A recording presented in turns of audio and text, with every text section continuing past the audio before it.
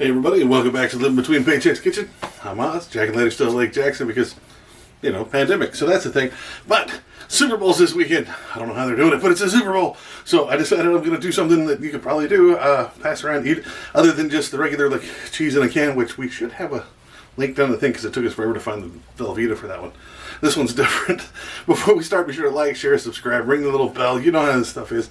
It's YouTube. Be sure to check out our link down in the description. It's got all our merch on it. We got aprons, we got spoons, we got spatulas, we got fake hands, we got pot holders and stuff. Check that out. Shameless plug over, and let's just get into the food, man. Alright, so time to do this fast. You're going to need some potatoes. Don't want the great big ones. You don't want the little bitty ones. Some medium russets are fine. You're going to need some olive oil to bake this stuff in. The rest of this stuff's kind of optional, so it's kind of what you want to do. You might want some butter, sour cream, green onions, jalapenos. Jalapenos is definitely making a Texas thing. Your bacon bits, again, optional, but it's kind of a go-to when everybody wants this. Cheese, not optional, but pick what kind of cheese you want. I got sharp cheddar because, well, it's sharp cheddar. Alright, then salt and pepper, again, optional. It's going to be the flavor. I don't have a lot of salt, but I'm going to use some seasoned salt because, again, Texas. So that's way more stuff than you really need. So first things first, set your oven to 400. All right, let that preheat. While that's preheating, we're going to go wash your spuds, man. So that's always important because it's a root vegetable. It's all dirty, so go wash those. So once your spuds are nice and clean, get you some olive oil. I think I used right at 2 to 3 tablespoons right here. It's not a thing. It's just enough to brush. If you don't have enough, put more. You can always do more, so do less. Oh, I almost forgot. Gotta get you a fork and stab the hell out of your potatoes. I don't know what the hell this is for. I don't know if it's a throwback to when America hated the Irish or what the hell ever. So stab the potatoes. I've never seen it explode like a hot dog, so I don't know what the hell that's for. If you do, let me know. Put it down in the comments. All right, so get your olive oil. Give it a nice thick coverage on all your potatoes. I've seen people wrap it in aluminum foil. I've seen people say that you can wrap them in, wet paper towels. Also heard that you can do them in the microwave, and I tried that, and it took like 2 hours of microwaving. It took forever. I don't know if my microwave sucks or I just had tough potatoes, but whatever. So now you got those done. Once that thing dings, go ahead and put these in here and let those sit in there for an hour. You want those to cook for 1 hour. You can check on them, make sure they're not burning, whatever, but if you got decent sized potatoes, at least an hour. So this is an hour later. You can kind of see what mine look like. I don't know if the stabbing did any good other than made them not jump off there.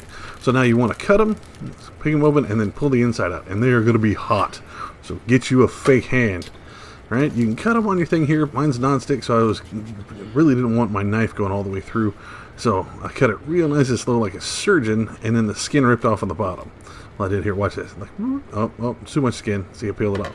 So, if you put it on a cutting board, turn it up on that long side, you can just poke it a little bit with the corner, get it cut, and then all the way down to the board, and you can cut it. It keeps the skin on a little better. Don't worry about pulling the skin off, or if you have too much potato come out of it, man, we're going to use some food glue, which everybody else just calls cheese, but it'll keep it from moving around later. So get you a spoon. Be very, very careful. This is very hot. Easiest way to do it is just kind of poke around the edges and then scoop out the middle. Now this potato that you're pulling out and putting a thing here, use it for something else later. I've used it for twice baked potatoes. I've used it for regular mashed potatoes. I think we have a link for that. Yeah, this is a lot easier because your potatoes are pre-cooked. You don't have to boil them down or nothing. Just put in some milk and butter and then mashed a little bit of bejesus out of it, that kind of stuff. I'm pretty sure you can find it on our backlog. So you want to hollow these out. So once you get all these hollowed out, let's go ahead and put these on here. See, all right, there, just take that, move that out of the way, put these back on here and give them a nice coat of that olive oil again. Like I said, you're not going to use all of it for the beginning. Let's go ahead. Well, while you're doing that, go ahead and turn your oven up to 450 now. While that's preheating, we're going to go ahead and oil the rest of it. But you want to go ahead and put it at 450, okay? That way, when you put this on the inside, it'll cook a lot closer. You're only going to put it in for 6 to 10 minutes. 10 minutes being the most you really want to do. So go ahead and flip these over while that's preheating, and then just oil the rest of it. Somebody asked me, it's like, no, I'm not wiping my hands on the crotch of my pants. There's a little hand towel hanging from my oven when I do that. So get yourself a nice coat of olive oil on the outside of your taters. You're going to do both sides. So after one side, you're going to flip it. So don't worry about which one you start with. Mine was just upside down. Just want to do it. So put it in for 6 to 10 minutes at the most, 10. So while doing that, we're going to do some other food prep. All right. While that's cooking, you want to go ahead and get out your greens and go ahead and wash those, right? So you got your green onions, got your jalapenos, get you a nice sharp knife. Shout out to Andy. Thanks again for the sharp knife. The cutting board's in the dishwasher. That's why I'm using the little one again. So don't worry about that. So the first thing you want to do is cut off these gnarly roots down at one end. You don't need these. Just go ahead and cut those off, throw them out. Everything else, just chop it on down. Give it a nice, you can use heavy, you don't have to make it super small. And then get you a small bowl. I used my ramekin, which is cracked now, just said. Now, your jalapeno, again, optional. You don't want to do this, don't worry about it. The first thing to do is cut that top off and cut it long ways. Now reach in and pull out these vines, or what they call them, the veins and the seeds. Go ahead and pull those out. Don't worry, the capsaicin's in the skin, so you won't lose any of the spice or the flavor, but that inside stuff is usually pretty bitter, so you don't want it. So once you get those both nice and deveined, just go ahead and chop these up as fine as possible. The onions don't need to be what the jalapenos do, because you don't want a giant chunk of super fresh capsaicin-filled jalapeno in the middle of your potato. So just a little bit of it, so you can go ahead and chop it up as best you can. And go ahead and put that in with the onions itself, right? Again, it's optional. If you got people that don't want it, don't mix it. You can put it on later. I do it just because I eat all these, so that's the thing.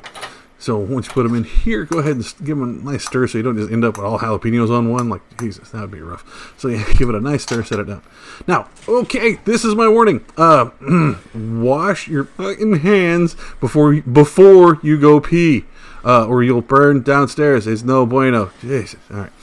Back to the regular video here. So these have been in here right at 6 minutes. So now you want to go ahead and flip these over. Tongs, you can use a nice spatula, get those nice and flipped over, ready to go. And right back in, you're going to give them another 6 to 10 minutes. I did bare minimum at 6 because I started browning the edges, and that's as far as I want them. Be careful, that's very hot. So, starters, your bottom, you want to do cheese. Now, as my good friend Harold Undervoice once told me, there's no such thing as too much cheese. And when I asked him about drowning in a vat of cheese, he said, well, that's a hell of a way to go. So go ahead and pile your cheese on there. Go ahead and load it up. It's going to melt down. It's got a lot of air in it, so don't worry about it. Now, your bacon bits, right? Or just bacon if you're rich. But go ahead and put your bacon on here. And as I told Harold, like, oop, okay, don't eat this unless you want to meet Jesus. Okay, so go ahead and put in your bacon bits. There's no such thing as too much bacon unless you're stampeded by pigs. And Harold agreed with me and said, yeah, you're right, that would suck. So put those in there for 2 minutes until it starts getting all boily, or the cheese starts bubbling and melting a little bit. So go ahead and put that in there. You can broil it, but I just put it back in the oven for 2 minutes and it's fine. So now it's nice and boily. You keep your thing here, your fake hand, and go ahead and transfer these over to a plate or something. You don't want to leave all this on here. Now, there's a lot of cheese and bacon still on that thing. Go ahead and scrape it off. Just put it right on the top. You're good. So now, your next layer, you're going to put your salt, if you want it, again, to taste. Seasoned salt, regular salt, whatever you want to do. You want to put about half a pat of butter in each one of these. Again, it's optional. I do it just because it's potato and I can't do it without it. Sour cream is this thing too. Just put you a small dollop in there on each one. Again, optional. If you don't like sour cream, don't do it. That's fine. Now you do the pepper, because it sits on top of that sour cream and it looks beautiful. It brings out just how much of the pepper on there. You can see it, and it's good. So now your onion and your jalapenos. Again, optional, man. Don't get mad because you don't like it that way. But tell me if you do. Like, I want to know if there's something you do differently. But there you have it. That's what we do, man. This is my options. This is everything. You can put it with a side of ranch, whatever you want to do. This is outstanding. Like I said, I've tried them in restaurants all over the place, and a lot of different bars have tried to sell them for a fortune. And this is made enough for Fat Man for an entire Super Bowl, or for just, at least 2.5 meals. If you got kids or more people, you can break it down as one meal, 2 of these a piece, or 1.5. Depends on how you want to divide your family, or get in fist fights over potato skins. But this is simple. This is great. Try this. Well, there you have it, guys. That is outstanding. These are great. I tried them at a restaurant a while back. Saw those and I was like, man, I could totally make those. I bet I could do them under budget. But they had like straight up bacon and stuff. So this is different. This is great. If you do it differently, you'd like to see it done differently, let us know. Well, man, we'll come back to this and hit this up and try it a different way, man. I'm totally up for it because I get to eat all this food. COVID-20. So let us know. Put it down in the comments. We very much appreciate it. You can also find us on social media. You can find us at Facebook, Pinterest, and Patreon. Shout out to our patron. Thank you very much. You can find us at all of those at Living Between Kitchen on all those. Or you can also find us on Instagram at Living Between. And I'll see you next time, man. I'm going to go eat these stuff.